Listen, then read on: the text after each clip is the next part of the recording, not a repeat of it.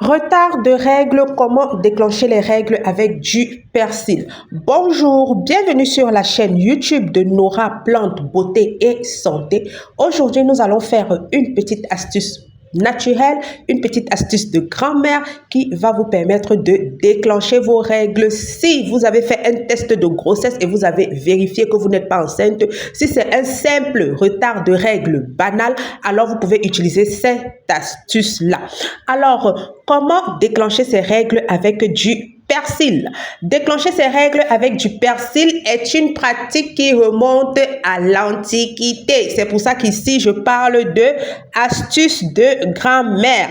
La consommation du persil était utilisée pour stimuler le cycle féminin et favoriser les règles. Alors ici, on parle d'un retard de règles banal, s'il vous plaît. Et avant de faire cette astuce, faites même 2 tests de grossesse pour vérifier si vous n'êtes pas enceinte.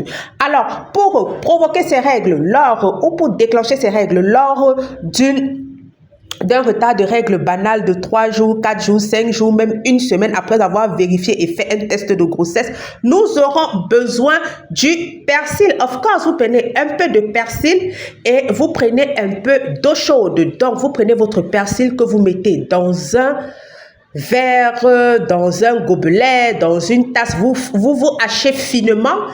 Ensuite, vous versez de l'eau bien chaude dessus. Vous laissez infuser et vous consommez 2 tasses comme ça pendant 3 à 7 jours. Donc, vous pouvez prendre une le matin, une à midi, une le matin, une à midi ou une à midi, une le soir, une à midi. Bon, le persil est quand même riche en vitamine C, donc évitez de consommer après 16 heures. Donc, vous pouvez prendre une tasse le matin, une tasse le soir, une tasse le matin, une tasse le soir. Alors, j'ai lu quelque part et je ne confirme pas que pour un peu plus d'efficacité de cette astuce, vous pouvez ajouter un peu de miel. Je répète encore,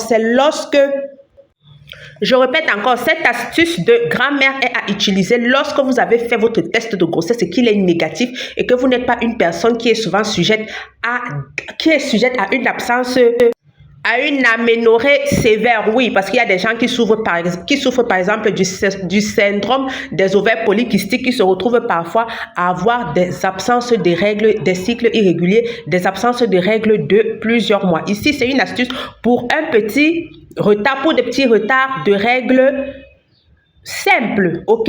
Alors, vous pouvez aussi procéder d'une deuxième façon. Vous n'êtes pas obligé de faire une infusion. Vous pouvez tout simplement prendre du persil, vous découpez, et puis vous mangez. Ou bien vous prenez même simplement des branches de persil que vous lavez bien, et puis vous croquez tout simplement. Vous mangez, vous essayez de manger même 2-3 branches 2 fois par jour. Ça va beaucoup vous soulager. Alors, j'ai lu ailleurs aussi qu'on pouvait par exemple faire du jus de persil. Donc, écraser du persil. Vous prenez du persil que vous écrasez et vous pressez un peu le jus là. Vous appliquez sur votre bas-ventre, ok?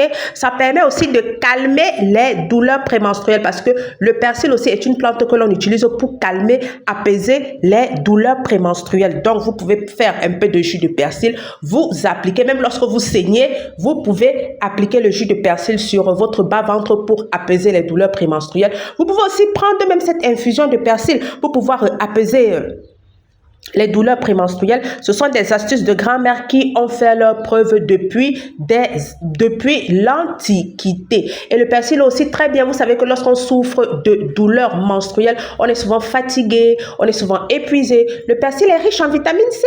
Il contient aussi du zinc, ce qui fait que pendant votre période prémenstruelle, pendant votre période menstruelle, si vous avez des douleurs, le persil va beaucoup vous fortifier, va vous donner de l'énergie, va même booster votre système immunitaire.